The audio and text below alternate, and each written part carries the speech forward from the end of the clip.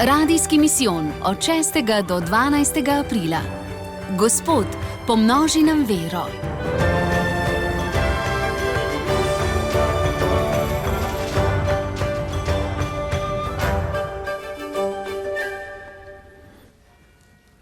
Dober večer, spoštovani obiskovalci, spoštovani poslušalci, vsi, ki ste prišli v učilnico Soboške škofije in vsi, ki boste nocojšnji večer s škofom poslušali prek radijskih sprejemnikov. Tako eni kot drugi dobrodošli, da uro nocojšnjega druženja sooblikujete z vašimi vprašanji. Tisti, ki ste tukaj, seveda vabljeni k zapisu vprašanj, ostali pa k klicu na 01 512 10 00. Na vaše vprašanja bo odgovarjal koprski škof in apostolski administrator Soboške škofije Peter Štumpf. Gospod škof, dober večer. Bog da dober večer. Ja, 5. dan radijskega misijona razmišljamo o delu veroizpovedi, o Jezusovem odhodu v nebesa in njegovemu ponovnemu prihodu. In kar nekaj je že bilo povedanega na to temo, tudi vaš, gospod škof, osrednji misijonski nagovor, ki smo ga slišali ob 17. In naj spomnim ob tem, da je še vedno dostopen v našem spletnem audio arhivu, kot tudi na našem YouTube kanalu. Gospod škof, osvetlila bova tekom nocojšnjega večera še nekaj poudarkov, na katere ste opozorili, jih navrgli. Ne pa kot uvodno vprašanje služi, kakšen je pomen te butarice tukaj pred mizico, ki nam dela družbo, ne gre namreč le za okras. Ja, zdaj bi že lahko rekel, da gre za starodavno tradicijo sester Claris, ki so zdaj v naši škofiji že 13. leto in odkar so prišle sem leta 2012, so vsako leto za cvet nedeljo tukajšnjemu škofu podarile butarico, in sicer iz zelenja in materijala z njihovega domačega vrta. In ta butarica vsako leto ima nek simbol, sporočilo, torej namen. No, lansko leto je bil to nadangel Mihael, sedaj pa je to ladica. Seveda, glede na to, da sem odplaval ali odjadral ali odplul iz Soboške škofije v Koper, imamo tukaj Muro, najbrž sem se moral najprej na brod ali čoln sest po Muri in potem odpeljati tam vse do po Ljubljanci, ne vem, torej nekje proti toku v Koper. No, seveda Koper je veliko pristaniško mesto. In sestre so se spomnile pač na ta dogodek in tako naredile ladico, lepo, tudi na njej dva škofa, prejšnji škof, gospod Jurij Bizjak in sedaj jaz, celo obraze imava, ne vem, kje so fotografije dobile. In pa seveda te ladice potem tudi opremljena z mojim škofovskim geslom, tudi z mojim grbom in pa na krmi oziroma na kljunu te ladice je podoba nebeške Matere Marije, torej svetinica Matere Božje.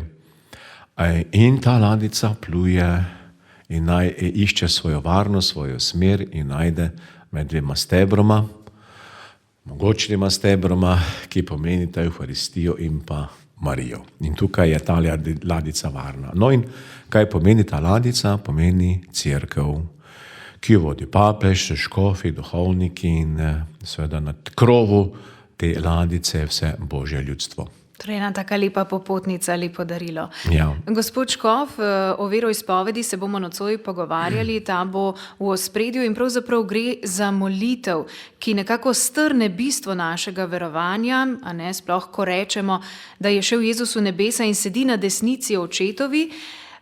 Se mi zdi, da Jezus takrat premaga zakonitosti tega sveta, da s temi besedami to poudarimo. In kako si lahko na tem primeru, točno ki ga izgovarjamo, nekako znanost in vera podata roko? No, znanost in vera se tukaj spogledujeta, kajti gre za eshatološke, torej za tiste resničnosti, ki so v bodočnosti nam dostopne. In ta bodočnost seveda za nas je smrt in preko praga smrti stopamo v večnost. In seveda znanost tu zelo, predvsem v zadnjih letih, tudi preko medicine, parapsihologije in podobnih reči poskuša pokukati v to onstranstvo, v večnost, v esatologijo, tudi tako, da raziskuje človeške možgane, stanje človeka ob smrti, kaj se z njim dogaja, kdaj duša zapusti človeka, torej njegovo telo, kaj se dogaja torej z klinično smrtjo, a je že to smrt ali ni, ali je to vrnitev nazaj v življenje. Tako da tukaj se z znanostjo postavljajo bolj kot odgovori samo še nova vprašanja. Kar je prav, seveda tam, kjer znanost nekako obstane, tam potem dopolnjuje znanost vera. Kakorkoli, gledajte, tudi znanost vse bolj s temi antropološkimi pristopi ugotavlja, da je človek torej ne samo neko biološko bitje z kemije in nekih proteinov, celic in podobno, ampak je človek tudi duhovno bitje, bitje, ki nosi dušo, ki ima dušo, ki je zaznamovana, torej z hrepenenjem po večnosti. In seveda tukaj gremo še mi, kristjani, naprej. Torej, ljudje smo Bogu podobna bitja z svojo neumrljivo dušo, svobodno voljo in pa razumom. In seveda to znanost se nekako tudi poskuša tudi razložiti, vendar ne povsem. Tako da vera daje potem odgovore, kjer, kot sem že omenil, znanost ne more ali obstoji. Vzpodbudno je dejstvo, da smo kar nekaj vprašanj vam namenjenih prejeli od tukajšnje mladine. Med drugim jih zanima, ker v veroizpovedi v tem delu, ki je danes 5. dan radijskega misijona v ospredju, molimo in sedi na desnici očeta. Kakšen pomen, zanima mlade, ima ta božja desnica? Ja, glejte, zdaj, če človek piše z desnico ali levico, ni nič narobe. Pač to je danost. Jaz sem po svoji naravi levičar po nogometu, po košarki pa desničar. Pišem z desnico, potem dobro sem pa igral nogomet levico, predvsem te voleje, kot se temu reče, v nogometnem izrazoslovju so bili strahotni, tako da enkrat celo žoga počla, ko sem sekal v prečko, z levico. Desnico sploh ni šlo. Ne? Paul McCartney je igral kitaro z levico na levo, torej z leve na desno je imel kitaro. Tako da tukaj smo pogojeni z tem, ampak v Svetem pismu nekako desnica pomeni moč, oblast, varnost, gotovost. In tudi v knjigi Razodetja, ko Gospod, ki se razodene Janezu, položi na desnico in ga ukrepi in ga spodbudi. No, tako tudi v knjiga Pregovorov pravi, da je srce pravičnega v njegove desnici, srce norca pa v njegove levici. No in Jezus, zanimivo, tudi to dramatično poslednjo sodbo v Matejevem evangeliju predstavi tako, da pravične da na desnico, torej ovce, krivične, zlobne na levico, torej kozle. Jezus je bil na križu preboden z sulico. Sveda evangeliji ne govorijo, je bilo to na desnici ali na levici. Zdaj turinski prt nekako prikazuje, ki bi bila naj relikvija Jezusovega trpljenja in smrti in tudi vstajenja, da je bil ta oseba, ta mož, v višini 1,80 m, za tiste čase izjemno velik in krepak, preboden na desnici.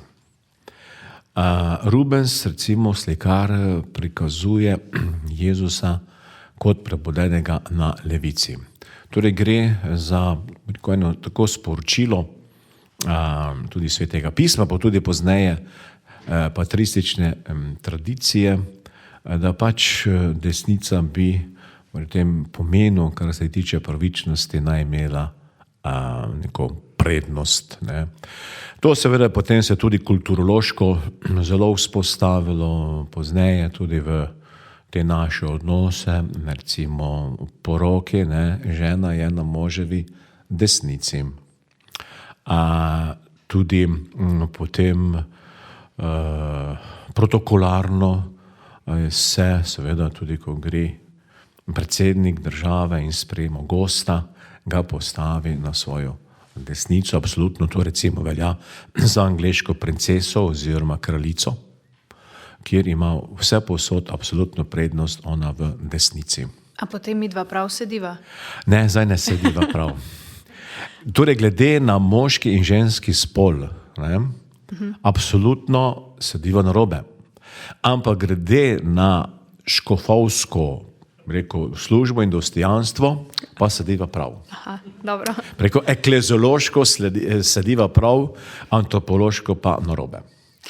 Dobro, rekli ste, gospod Škof, da desnica predstavlja moč, oblast in tako nekateri verniki tudi ali pa tisti, ki ne verujejo, vidijo Boga, sploh tistega v stari zavezi. Ampak potem, ker se pogovarjamo o sodbi, nekateri pravijo, zakaj bi Bog meni sodil. Ne? Tako težko sprejmemo to podobo Boga sodnika. Tisto o usmiljenem očetu imamo nekoliko raje, nam je bliže. Zakaj se pa tega sodnika bojimo? Ja, seveda, gledajte, bojimo se ne vsi tega sodnika, se v tem je težava. Če bi ga se bali, potem danes ne bi bilo nobenih vojn. Ker dejansko gre za vprašanje vesti. In rekel tudi preko teh osnovnih človeških zgibov, ki mi jim pravimo človečnost. In tako da tisti, ki se bojimo Boga, bojimo se ga v odnosu sin ali hči, oče. Pomeni, oče je dober, tako dober, da je vreden vsega našega zaupanja in spoštovanja in tudi našega, rekli po prekmursko, poštenja. To pomeni vse naše ljubezni in da ga tudi znamo v vsakodnevnem življenju tako vključevati tudi v svoje odločitve. In seveda prav Bog je tisti, ki je stvarnik vseh nas. In gledajte, zadnje čase, kar sem škof, 19 let sem že, non-stop ponavljam, pa tudi marsikak moj sobrat v škofovski službi, je v tem, da Boga ne smemo nikakor zasrmovati, poniževati, s tem, da mu jemljemo premat nad življenjem. Bog je absolutni gospodar življenja, on ga daje, kadar ga hoče in jemlje, kadar hoče. In Bog je seveda stvarnik vsega, žive in nežive narave. In v tej živi naravi seveda smo tudi ljudje in od Boga, kot pravi Sveto pismo, tudi postavljeni za upravitelje v tega stvarstva. In seveda, veste, že Jezus pravi v evangeliju na parih mestih, ne, da se bo od upravitelja zahteval odgovor, predvsem tu v talentih in tudi pri devicah, ki morajo biti budne, ko prinesejo svetilke za ženina, morajo imeti rezervno olje. Tukaj gre za budnost in odgovornost in dajali bomo odgovor za to, kar smo prijeli. Škof Smej, večkrat to poudarjam, svetniški škof, naš prekmurski rojak so večkrat dejali, od nas škofov bo Bog več zahteval in tudi od duhovnikov, kot od ostalih krščenih vernikov. Zakaj? Zato, ker nam je več dal. In to pomeni seveda, Bog z tem tako tudi vzpostavlja pravičnost. Kot sem že omenil prej v misijonskem nagovoru, kaj pa bi bilo, če bi ne bili nikomur za nič odgovorni? Bog je kot oseba stvarnik in Bog je kot tudi oseba sodnik. En je Bog in en je sodnik. Jezus večkrat pravi, ne sodite vi, to ima oblast samo Bog. Torej Bog oče nad sodbo. In zato seveda gre tukaj za odgovornost do Boga in nekateri, jaz se čudim, recimo kakšnim svetovnim voditeljem, ki se tudi javno nekako izkažejo kot kristjani, ki sodelujo pri bogoslužji, zlasti za veliko noč, pa za Božič, pa vendar vodijo svetovne vojne in morijo. Kje je tukaj vest, kje je tukaj odnos oziroma odgovornost do Boga in ne nazadnje, ne samo to, tudi do svoje večnosti. Iskreno povem, jaz ne bi upal, pa ne bi hotel biti na mestu ob Božji sodbi nobenega trenutno svetovnega voditelja. Tega bi mi bilo zelo, zelo strah.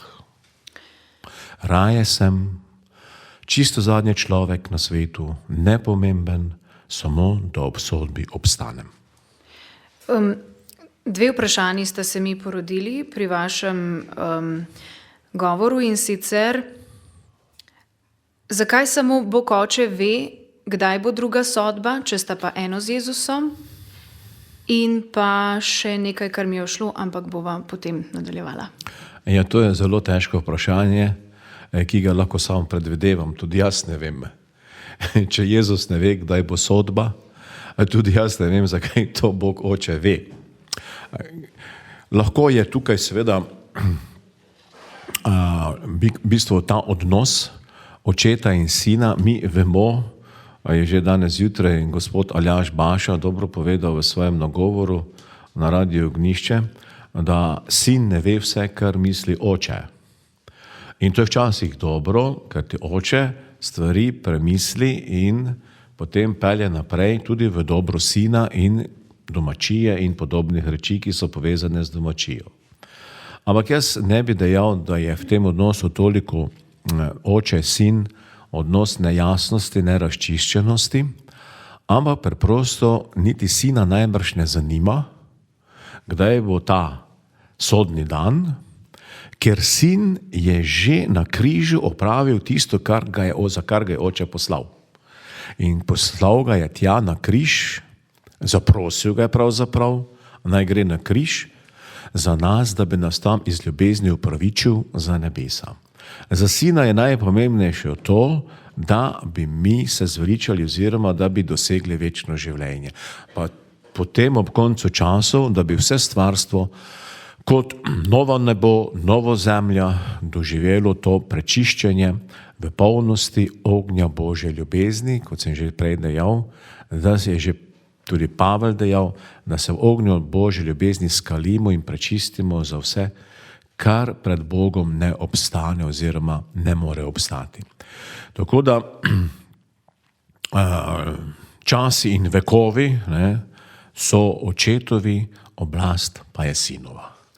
Prej, ko ste govorili, da je Bog sodnik in on odloča, kaj pa, če se mi vseeno, oziroma kot se nekateri odločajo na mesto Boga, ali mu s tem vzamemo svobodo, ali ima to še kakšen drugačen vpliv na nas? Bogu mi ne moremo vzeti nobene svobode, ker on je sam sebi popolnoma svoboden in on čisto nič ne rabi, ne naše svobode, ne naše potrditve, ne našega poveličevanja oziroma našega češčenja.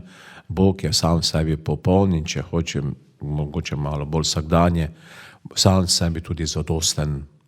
Torej, mi potrebujemo Boga in seveda on nam je dal svobodo, v kateri se odločamo lahko za dobro ali za zlo in seveda to Bog spoštuje. Ne vem, kako se to Bog počuti v nebesih, ko vidi, kaj mi počnemo z našo svobodo. Ko vidi vse to trpljenje, vse te vojne, vse te grožnje, recimo tudi vsa ta taborišča od Auschwitza, Dachau ali drugih podobnih gulagov torej v Sovjetski zvezi, še marsikaj, česar mi niti ne vemo, da obstaja po teh raznih državah, kako Bog gleda na to, kako je svoboda, ki nam je dal kot največji dar, zlorabljena. Najbrž ga boli, ampak mislim, da cena za svobodo bo zelo velika tudi pred Bogom, ne samo pred zgodovino, ampak pred Bogom, ko bomo morali vsi dajati tudi obračun, kaj in kako smo ravnali s to svobodo. Vemo, da je tukaj precej, rekel, takih plehkih, lahkih besed, ne. Jaz sem svoboden, jaz lahko počnem kakorkoli, karkoli. Mnogi danes, predvsem tudi med dekleti in ženami, ki protestirajo za sebe, češ da lahko svobodno počnejo s svojim telesom, kar hočejo, da jih ne zanima otrok pod srcem žene, da jih ne zanima to, da je to povsem svobodno, neodvisno bitje, ki ga nič ne zanima, kaj si misli njegova mati o svojem telesu, ampak to bitje bi želelo samo živeti, nič drugega. In dostikrat se sliši, da pač svoboda se konča tam, kjer se začne svoboda drugega. In to je treba upoštevati. Moja svoboda ni kot župa, brez meja, ki se razliva lahko po mizi, kakor se hoče, ampak moja svoboda mora biti v okviru nekega prostora, da lahko vse skupaj kot družba tudi normalno funkcionira. Več kot 20 se nas je zbralo tukaj v učilnici v Soboški škofiji. Tako da nekaj kartončkov imam že v rokah in gospod Škof, prvo vprašanje, ki so ga zastavili oziroma nekdo izmed teh, ki je prišel, se glasi: prijatelj me je vprašal, zakaj potrebujemo spoved, zakaj ni dovolj prositi odpuščanja pri molitvi. Hvala.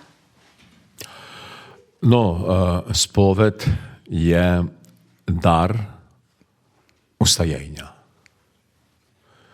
Ko se Jezus nam prikaže učencem, njegove prve besede so bile: prejmite Svetega Duha, komur grehe odpustite in bodo odpuščeni.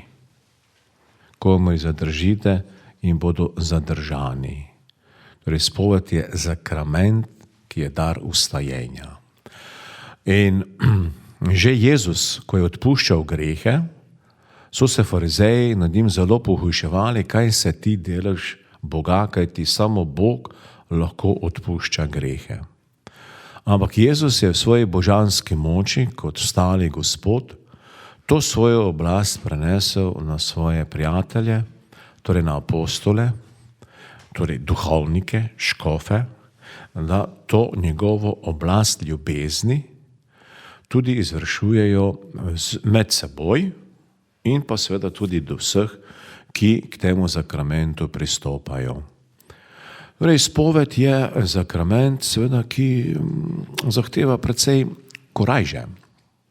Ni enostavno iti k spovedi, kajti ko grem k spovedi, moram samega sebe pred Bogom in tudi tistim človekom, ki je spovednik, ki je duhovnik ali škof, priznati v svoji slabosti in svoji grešnosti. Jaz marsikomu, ki ima s tem težave, rečem: ne misli si, da si ti izumitelj grehov. Ker vse, kar si ti že naredil, pa tudi če si ubil ne vem koga, malo parafraziram, so to drugi že naredili v milijonskih nakladah pred teboj. Ampak tudi njih se je Gospod usmilil zaradi kesanja, zaradi oziroma želje po spreobrnenju, oziroma zaradi želje potem, da bi ponovno ljubili. In zato seveda je spovednik tisti, ki ga je ta postavil direktno Kristus v moči svojega vstajenja. In v moči duhovniškega posvečenja ta spovednik tam sprejme, posluša, da na svet in odveže grehov tistega, ki je prišel k njemu k spovedi. No, tudi mi, škofje, duhovniki, imamo isto pot do odpuščanja grehov, da spovedujemo drug drugega. Papež Janez 23. je vsak dan opravljal sveto spoved. Recimo, jaz jo opravljam približno 2krat na mesec, v skrajnem primeru mesečno, in to že vse od svojih bogoslovnih let. In smo nekako v Torinu, kjer sem študiral, imeli neko frazo ali rečenico: brez košarke in brez spovedi ne moreš priti do oltarja. To sta dve temeljni stvari, da ti lahko postaneš duhovnik. Košarka, da te ohrani zdravje, duha in telesa, da si normalen v svojem razvoju. Spoved pa, da si s tem ne samo utrjuješ svoj odnos z Gospodom in z bližnjimi v cerkvi, ampak tudi, da se vzgajaš vest. Spoved je namreč najbolj odlična vzgojiteljica vesti, da jaz spoznavam s pomočjo spovedi, kaj je nekaj dobro, pa kaj ni dobro. In vemo, da vest ima danes pri nas velike težave. Mi smo nekoliko pomešali med zdravo in pa med zmotno ali bolno vestjo. Znani kardinal, bi rekli sveti Avguštin modernejše dobe, kardinal Newman, je dejal, da vest ima pravice šele takrat, ko ima dolžnost. Če vest ne čuti nobene dolžnosti in ta dolžnost je v moralnem zakonu, potem vest nima nobene pravice, je brez pravic. Kolikokrat slišimo, jaz imam pravico, jaz to vest, nimaš nobene pravice, če se ne oziraš na moralni zakon. In ta moralni zakon je zapisan v 10 božjih zapovedih. Vendar združen v moči Svetega Duha, ki ga je Kristus nam dal, v eni sami veliki zapovedi do Boga in bližnjega, kakor samega sebe. Tako da je spoved velik sakrament in seveda to je veliki dar in bistvo spoved, nekateri teologi pravijo, da je to močnejši moment, kot pa samo stvarjenje sveta. Kajti preko spovedi Bog na novo preustvari človeka, ki je krona stvarstva. In preko spovedi postajamo nove ljudje. In seveda spoved je dejansko, rekel, porodnišnica svetnikov. Preko spovedi so mnogi prišli na pot svetosti. Tako da, da bi lahko šli k spovedi, moramo tudi prositi pomoč od Boga, predvsem v Svetem Duhu, da rečemo Gospodu, pomagaj, da prejmem ta sakrament. Sam ne zmorem, ampak pomagaj mi ti. Zdaj gremo pa k povsem drugačni temi. Vprašanje, ki ga je zastavil nekdo od tukaj zbranih, se glasi: kaj mislite o trenutni svetovni politiki? Trenutna svetovna politika je politika mimo ljudi. Je mimo malega človeka, je samo politika nekaterih posameznikov. In to za korist groznih bilijonov, ne milijard, bilijonov dolarjev. Jaz osebno trdim že 15 let, da svetovno politiko ne vodijo sedanji, tako imenovani velikani držav ali velesil, ampak korporacijske, lobistične, globalistične sile, katerih imen in obrazov mi niti ne poznamo. In so ti svetovni voditelji samo nekako, lutke na šahovnici, ki jo vodijo ljudje, ki jim mi ne poznamo, vendar so to ljudje kapitala in seveda povsem empatični, torej nobenih čustev, nobenih lepih pogledov na človeka, ampak so to ljudje, ki gledajo samo na kapital. Od tukaj so se rodili bitcoini, kriptovalute še zdaj in Bog ve, kaj se bo še iz tega izcimilo. Neka milijarderka je rekla, da pač za njo je nekdo, ki ima 999 milijonov dolarjev, pa z njimi ne zna preživeti, čisto navaden psihopat. Jaz bi rekel, jaz bi dal takih 200 evrov na mesec, pa bi naj ona poskušala preživeti, kako se to da. Veste, dejansko sem zaskrbljen in jaz pravim, hvala Bogu, veste, da še imamo tukaj papeža Frančiška. Namreč papež Frančišek je tisti človek, tista oseba, govorim zdaj o moralni avtoriteti, ne toliko o papežu kot moralni avtoriteti, ki se je odločno postavil na stran revežev, na stran ubogih in kot glas, ki ga oni nimajo, odzvanja oziroma se sliši v tem svetu. In zdaj, če gremo k Frančišku kot papežu, je pa tisti, ki zelo, zelo učinkovito, zelo krepko, zelo močno v Svetem Duhu govori o tem, kaj je to danes pravičnost v Svetem Duhu, kaj je to mir v Svetem Duhu in kaj je to veselje v Svetem Duhu. In vse troje strjeno v eno, to je Božje kraljestvo med nami. In papež to pomeni in hvala Bogu zanj. Jaz pravim tudi, nič hudega zdaj, pač če ne more tako aktivno opravljati službe, čeprav mu želimo vse zdravje in moči, ampak že s tem, da je, tudi če je omejen v službi, je znamenje Kristusovega delovanja v tej družbi. Naslednje vprašanje, kdaj lahko dobimo novega škofa v Murski Soboti? Novega škofa v Murski Soboti boste dobili takrat, ko si ga boste izmolili. Kratko in jedrnato, bi še kaj dodali? Ne. Bi še kdo kaj vprašal na tej točki? Dobro, gremo naprej. Takole pravi naslednje vprašanje. Spoštovani gospod škof, zanima me, ali boste tudi v koprski škofiji tako dobro opravljali svoje delo, kot ste ga v soboški. Ja, hvala lepa za ta laskavi naslov. Jaz ne vem, če sem ga upravljal dobro.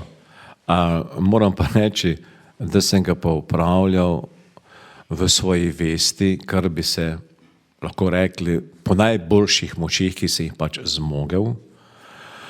In seveda tudi, če sem kaj upravil dobro, sem upravil zato, ker so ti ljudje, ki so tukaj zdaj v dvorani, pa mnogi po valovih Radia Ognjišča z nami, tudi molili za mene. In to je tisto, kar nas dela kot občestvo, da se podpiramo v molitvi drug drugega, da bi lahko upravljali svoje službe, svoje naloge, svoje poslanstvo v cerkvi, ki nam je ga namenil Gospod. Tako da v koprski škofiji, moram reči tole.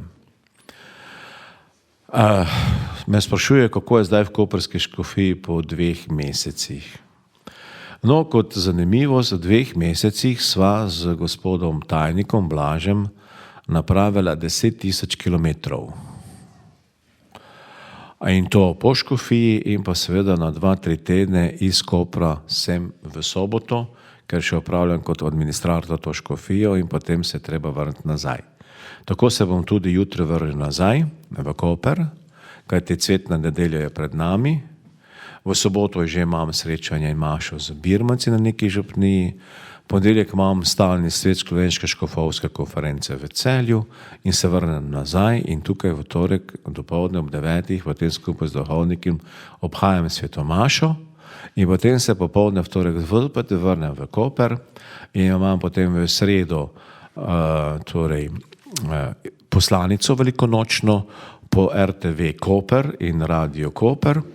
Potem imamo sestanek duhovniki na škofiji, kako bomo opravili 3 dnevje svetega tedna in to je četrtek, petek, soboto, nedelja, seveda tam škof je aktiven v bogoslužju.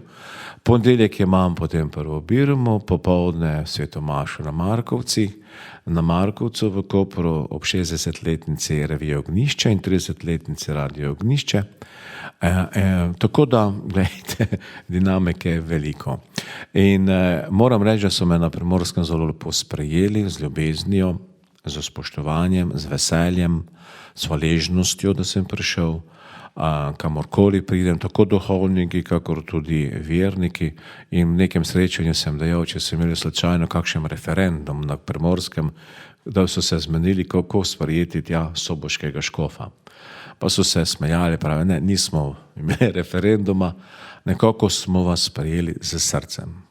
Tako da to začetek je zelo dober. Sveda sej vemo, potem pozneje bodo tudi prišle težave, takšne in drugačne, življenje jih prinaša, ampak jaz pravim tako, v soboti sem poskušal rad imeti ljudi in tudi v Kopru oziroma koprski škofiji bom poskušal imeti rad. In biti s tem znamenje Kristusove ljubezni do vseh. Eden naslednjih vprašanj se navezuje tudi na dušo, ampak še prej bi pa tegale, zato ker se navezuje na vašo razlago o sveti spovedi, pa prosi nekdo izmed zbranih, če nam lahko osvetlite priliko, ki pravi, če imaš kaj zoper brata, se spomniš pred oltarjem, pusti dar in se spravi z njim. Tropiče, če si opravil spoved, je odveza. Tropiče in lahko vzameš dar. Ja, to je res. Samo ostane vprašanje odprto, kako pa z bratom, s katerim se skregan. Fant, to je pa težka, tudi za škofa. Glejte, tu so zahteve Kristusa, ki jih ima samo krščanstvo položeno v svoje jedro in nobena druga verstva nima tako velikih zahtevnosti, kar se odpuščanja tiče kot krščanstvo. Mi vemo, da so eno čustva, eno pa seveda tudi Božja zapoved. Mi nismo roboti, ki bi po avtomatsko, ker smo pač kristjani bili krščeni, kar odpuščali. Naš spomin ostaja, naša čustva so ranjena, naše srce krvavi, kajti lahko smo, da smo doživeli neko hudo reč od drugega, od brata, od sorodnikov. Da ne govorim o delitvi dediščine in podobnih reči. Med drugo svetovno vojno je bilo ogromno vasi pri nas, kjer so bile razdeljeni v eni družini, eni domobranci ali drugi partizani. Zakaj? Zato, ker je brat bratu prevzel dekle. Ker je brat podedoval, drug pa ne. In sta šla vsak v nasprotni tabor. Ni šlo tu toliko za ideološke spore, kolikor bolj za spore srca. To se moramo priznati. In to so čisto temeljne, vsakodnevne, kmečke zadeve, ki nam v narodu niso funkcionirale, kot bi morale. In zato seveda, ker smo ranjeni, prosimo Gospoda, prosim, pomagaj mi, da bom to tvojo zapoved izpolnjeval, kot si ti želiš, kot ti od mene pričakuješ. In zato stopam v molitev. In že ko molim za nekoga, ki mi je prizadel, začnem izpolnjevati to zapoved ljubezni oziroma ta odnos do brata, ki je moj dolg, da se spravim z njim. Gre za dolgotrajne procese in tukaj se delajo veliki čudeži.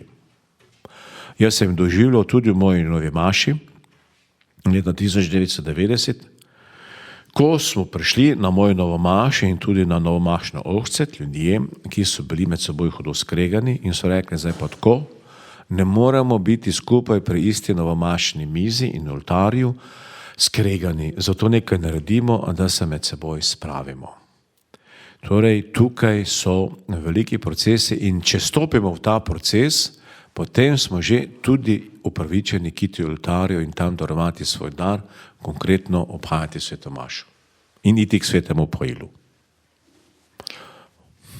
Dobro, naslednji pisec vprašanja pa prosi za razlago, kam gre duša takoj po smrti, če je sodba šele ob drugem Jezusovem prihodu? Hvala. Ja, imamo dve sodbi, ne gre samo za eno sodbo. Takoj po smrti se zgodi prva sodba in ta je dokončna. Druga sodba ni popravni izpit. Druga sodba je samo potrditev prve.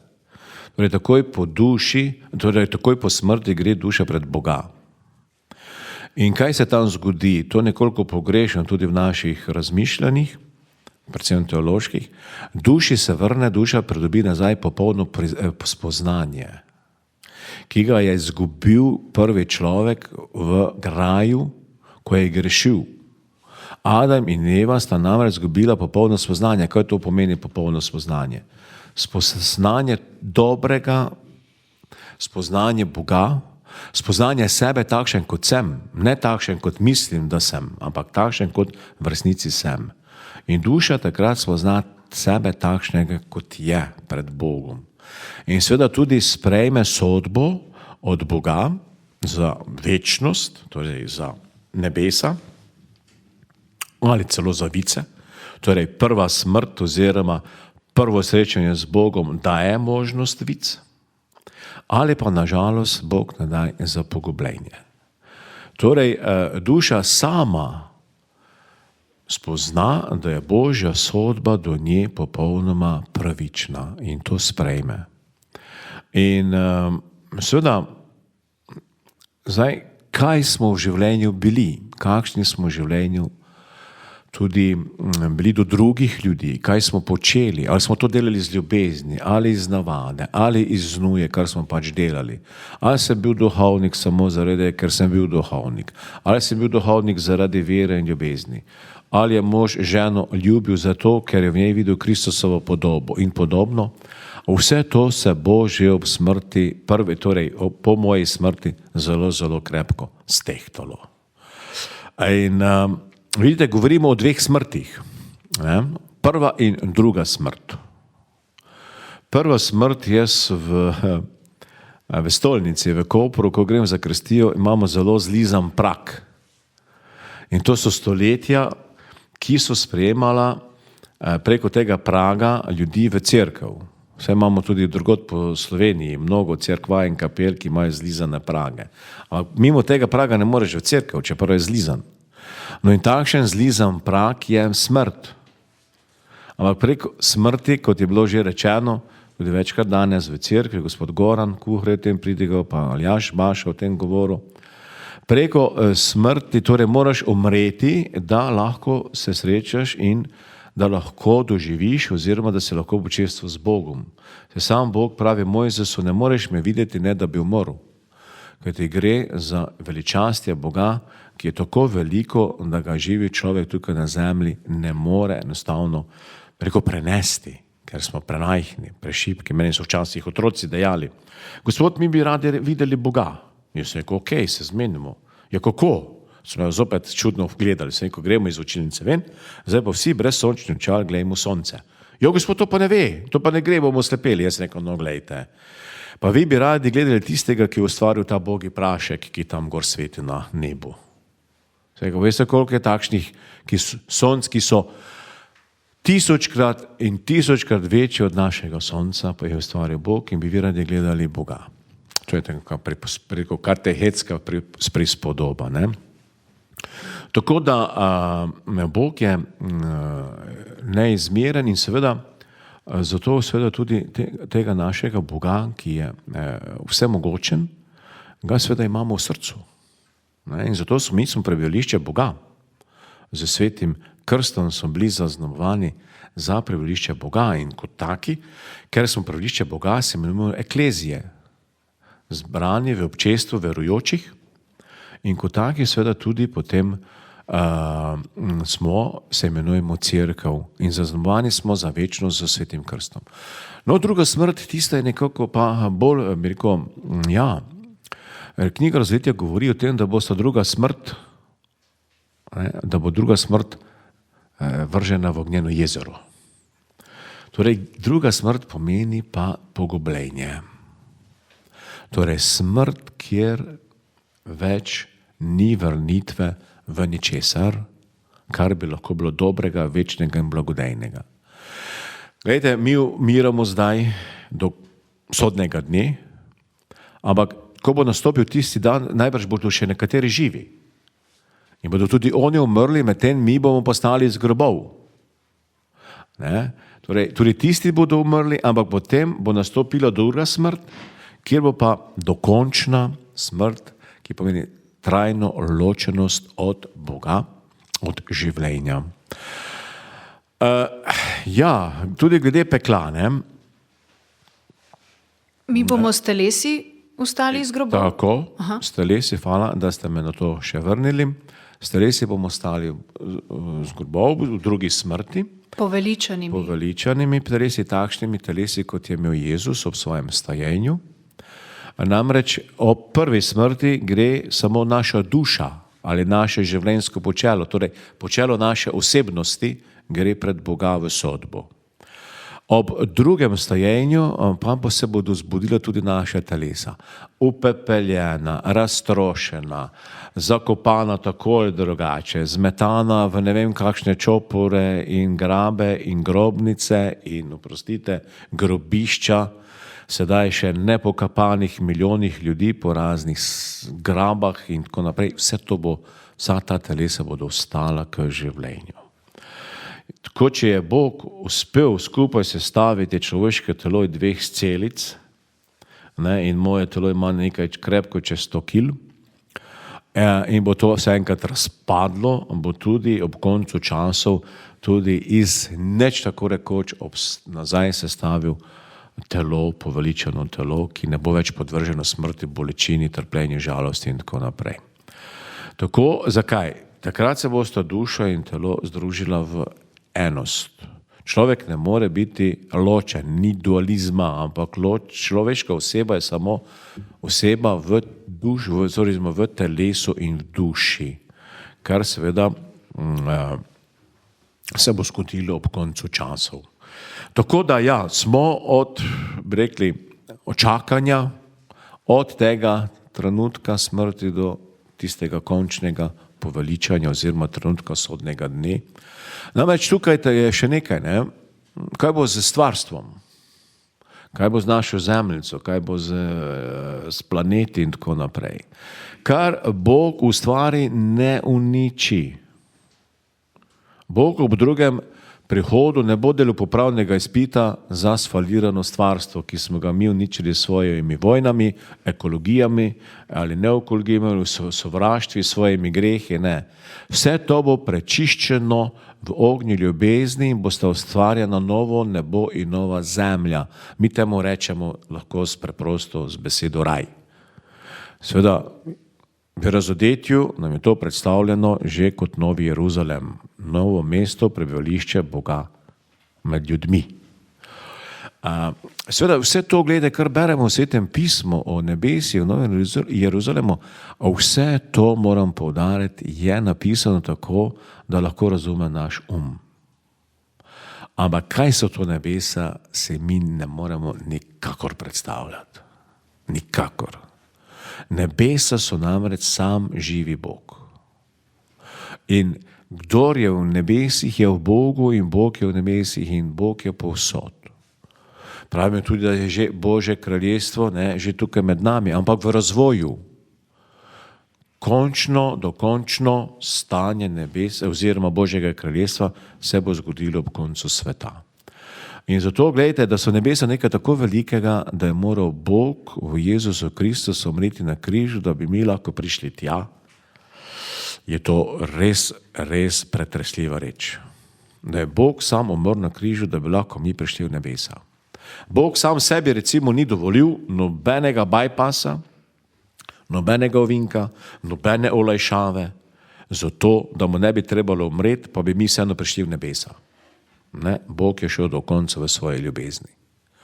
In to se večkrat spomnim na to, da nebesa so bila odkupljena za nas z veliko ceno, s ceno Jezusove smrti in krvi na križu. In pa seveda omogočena nam z stajenjem Jezusovim in tudi z našim stajenjem. Mi verjamemo v Jezusovo, torej verujemo v Jezusovo stajenje in verujemo tudi v svoje stajenje.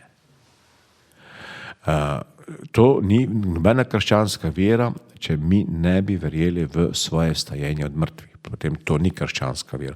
To je potem neka sfalirana ali neka zgrešena ali neka vera, ki ne vodi nikamor in sama sebi nima smisla. Jezus je stal od mrtvih zato, da ostanemo od mrtvih tudi mi. Torej, da pridemo pred Boga, moramo torej umreti, zapustiti to zemstvo. Dobili smo ste vprašanjem, če ste bili kdaj navzoči ob smrti in kako ste to doživljali. To pa zanima tukajšnjo mladino. Ja, bil sem 3-krat ob smrti. Oziroma, 3 ljudje so umrli dobesedno v mojih rokah. To je pretresljivo, veste.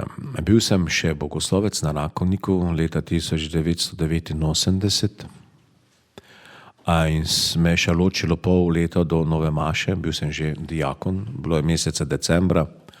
In tam so imeli zelo dobrega salezjanca, sobrata, pomočnika, laika, ki mu je bilo ime gospod Janko Božič.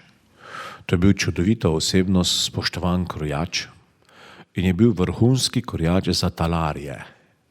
To se pravi za duhovniške obleke in škofovske obleke. On je vsem slovenskim škofom tudi že takrat šival talarje na škofu Pogačniku, potem škofu Jenku, škofu Leniču, to so vsi tja hodili. No? In ta gospod je bil zelo hudo bolan za rakom. In sicer tako, da je tukaj na desni strani imel tako hudo rano, da mu je segala vse čez rebrnico, tako manj, da se do pljuč. On je seveda zelo težko dihal in je umiral. In jaz kot diakon nekako sem rekel, ja, pa daj, ne bodi samo diakon ob službi ministrantom, liturgiji, ampak tudi v službi temu svojemu bolnemu sobratu. Bil je star nekaj čez 80 let. Dobro sva se imela, zelo dobro. No in zanimivo, velik prijatelj je bil tudi z mojim očetom. Sta se večkrat rada zelo srečala, pa pogovarjala, predvsem ko je oče z mamo prišel na obisk na Rakovnik. No in govorim o tem, kar je res. Mogoče se malo čudno zdelo, ampak govorim izkušnjo. No in sem prosil gospoda ravnatelja seljanske skupnosti, takrat je bil to gospod Tone Lipar, če bi lahko jaz bil to noč na dežurstvu pri tem sobratu, ker imam občutek, da se bo poslovil. Rekel, bodi, če bo kaj težkega, me pokliči, da potem pridem zraven pomagati, se rekel, bom. In tako sem bil zvečer pri tem sobratu, težko je dihal, bil je obrnjen na desno stran.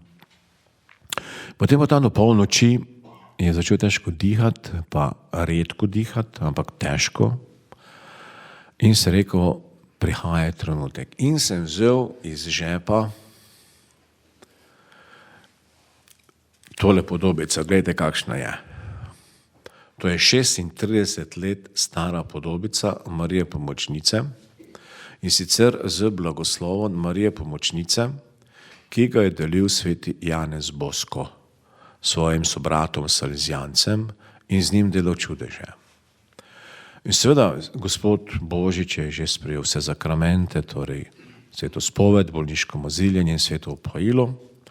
In tam ob tem dihanju, težkem dihanju, sem pokleknil in mu podelil blagoslov Marije Pomočnice.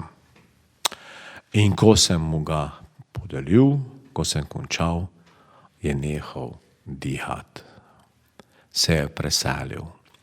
In takrat me je dejansko prevzelo, glej, sedaj je tu v tisočinki sekunde rečeno po naše, po človeško, je že v večnosti, je že v nebesi. In to v molitvi k Mariji Pomočnici. In potem me kliče zjutraj oče, pa reče, poslušaj Peter, kaj je z gospodom Božičem? Pa mu nisem rekel. Se je rekel, zakaj me oče sprašuješ? Pravi, a veš, kaj se mi je zgodilo, kaj pa? 12:30 zjutraj me je njegov glas zbudil in nekdo me je stresel za ramo. In rekel, slišal sem, gospod Jože, jaz odhajam. Se je rekel, ja, dragi oče, o 12:30 zjutraj gospod Janko Božič odšel v nebesa. To je moja izkušnja prve smrti. Druga izkušnja smrti je, ko sem šel skupaj z dvema sobratoma duhovnikoma in sicer z dekanom Ivanom Krajncem z Goričkega in župnikom Andrejem Zrimom, gospodu Štefanu Kuharju, ki je tudi bil težko bolan v bolnišnici, je imel možgansko kap in sem mu podelil zakrament bolniškega maziljenja, ni mogel več sprejeti svetega upojila in ko je ta zakrament prejel, je zaspal.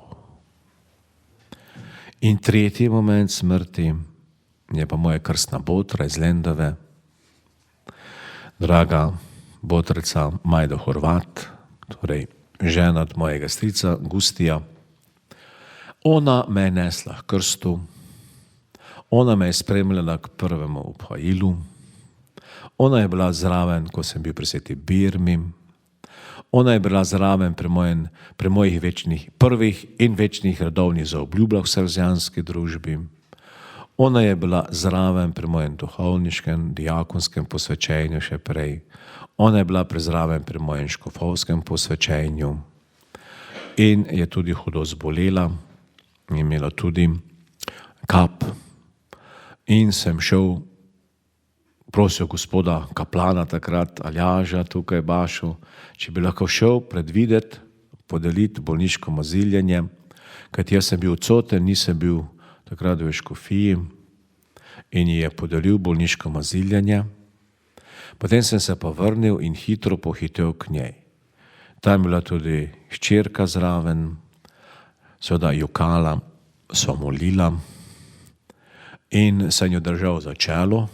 Ko se zmolila rožni venec, je še prišla vnukica, ki je zelo znana zdravnica tudi v rakičanski bolnišnici, nevrolog. Smo vsi trije molili, sem prijel za čelo in je podelil zopet iz te podobice, zguljene podobice, blagoslov Marije Pomočnice. In ko sem jo blagoslovil, je izdihnila globoko in zaspala tako rekoč v mojih rokah. Torej žena, ki je bila v vseh momentih mojega življenja. Ona me je dvignila iz krsta in jaz sem jo dvignil v nebesa. To so te 3 izkušnje smrti. In zaupamo, verujemo tudi vi v to, da nas spremljajo v nebesih. Morda bi ob zaključku najinega pogovora tega večera zaključila s kakšnimi mislimi, spodbudami svetega očeta, kako on vidi to, kako nas nagovarja vernike, da verujemo v to. Torej, sveti oče nam zelo jasno pove tole, zlasti, ker je tako tudi zelo socialno usmerjen v svojem srcu, tudi v svojem programu, v svojem delovanju kot papež. Naj bodo naše misli in pogled usmerjeni v nebesa. Če že imamo dolžnosti tukaj na zemlji, tudi kakšno premoženje, imetje, s katerim upravljamo, tudi če smo v službi, ki pomeni mogoče celo kakšno kariero, nikakor ne imejmo srce samo pri teh rečeh, ampak on pravi, da se moramo že zdaj vaditi za tisti trenutek, ko nas bo Gospod poklical, da bomo lahko prišli bogatih rok, ne v smislu tega, kar pomenijo zemeljske dobrine, ampak v smislu ljubezni, predvsem do revnih, zapostavljenih, ubogih, torej v smislu služenja ljudem. Tako da tudi sedaj, pravi, v tej težki bolezni sveti oče, da je to velika šola, kajti v bolezni drugače gledaš na vse skupaj, tudi na življenje in na večnost, ko si zdrav.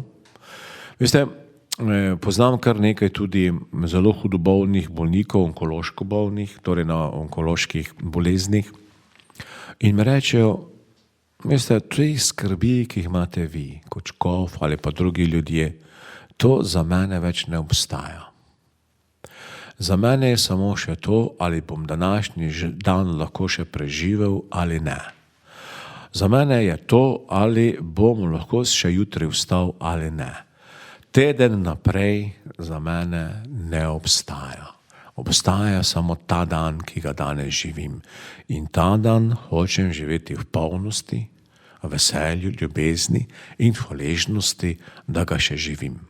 No in sveti oče Frančišek, gledajte, tudi daje tak lep vtis, tudi zdaj, ko prihaja pred ljudi, z cevko v nosu, ne, vendar pomeni, da on za to boleznijo, ki se ne sramuje, tudi zelo jasno zahteva od zdravnikov, da govorijo vsemu svetu. To je tudi veliko pričevanje. Kajte, veste, vsi imamo težave, da ko mi zbolimo, recimo za kakšno boleznijo, onkološko boleznijo, to tajimo. Zakaj? Ja, ker nas ljudje že imajo za mrtvega. Nas že skoraj pokopljajo, pa še niti kemoterapije nismo začeli. Pa niti bioloških zdravil še ne, pa nič še nismo začeli. Samo prve preiskave so bile narejene, pa hkrati še ne vemo, je ali ni pozitivno ali negativno tista tvorba, ampak se bojimo, ker kaj bodo ljudje rekli. Ne? No in papež tukaj jasno da vedeti za svojim ravnanjem nam daje vzgled, ne se bati, tudi če te pokopljajo. Glavno je, da si ti pred Bogom in svoji družini, med svojimi dragimi, ki jih imaš rad, še vedno živ in bo še živ. Moram omeniti mojo drago mamo, naj mi ne zameri, če sem osebno sedaj javen. Ona je hudo zbolela za rakom pri 41 letih. In takrat je Marija rekla, Marija, ti še nimaš k mene vzeti pravice k sebi, ker imam še 3 nepreskrbljene otroke. No in mama, Bog daj, bo letos dopolnila 87 let. Ampak takrat je bilo še samo obsevanje, niso bile kemoterapije. Ampak z Marijo. Tukaj, gledajte, bi zelo, zelo lepo vsakega od nas povabil, dajmo svoje težave, svoje rane, svoje strahove in stiske v roke Marije. Zato se tudi imenuje Marija pomočnica in Marija tolažnica. In v njej je vsa naša tolažba, v njej je naša pomoč. Vidim tudi kakšnega sina duhovnika tukaj, ki je svojo mamico izmolil od hude bolezni prav pri Mariji. In mamica sedaj z njim stoji oziroma sedi in se tega veseli. To je, gledajte, izkušnja ne samo najbrž mene, pa tega duhovnika z mamico in moje mamice, ampak mnogih od vas. In zaradi tega, ker smo se Slovenci zelo vedno znali zaupati Mariji, smo tudi zaradi tega Marijin narod. In sem zelo vesel in sem tudi hvaležen vsem duhovnikom po naših slovenskih škofijah, ki omogočajo recimo svete maše ali druge pobožnosti za onkološke bolnike ali tudi za druge težke bolnike, da enostavno vstopajo v to sveto dogajanje Evharistije, kot sem že prej na začetku omenil, med Marijo in Evharistijo, vsem tem našim preizkušenim bratom in sestram. Moram biti nekoliko oseben, gledajte, jaz pri svojih 63 letih, ki bom kmalu dopolnil, vsako jutro tudi mislim na svojo smrt, pa vsak zvečer na svojo smrt. In to sicer od 50. leta, od Abrahama naprej, danes gospod župnik Goran pridigal, kako je z Abrahamom. Ne? Še 50 let nimaš, pa si srečal Abrahama, ne? Rečejo tam farizeji Jezusu, od tega, zato imamo mi 50-letnike za Abrahamce. Ne? In vsako jutro, vsako zvečer mislim na svojo smrt in seveda se tudi pripravljam na to, prej je slej prišla tudi neka oblika bolezni, ki me bo približala tej smrti. In zdaj seveda kot škof, kako bom zdaj jaz se s tem predstavil javnosti? A bom tajil? A se bom sramotil? Ali bi jim, kot se rekli, po mladinsko fintaril, da me nič ni in podobno? Ne.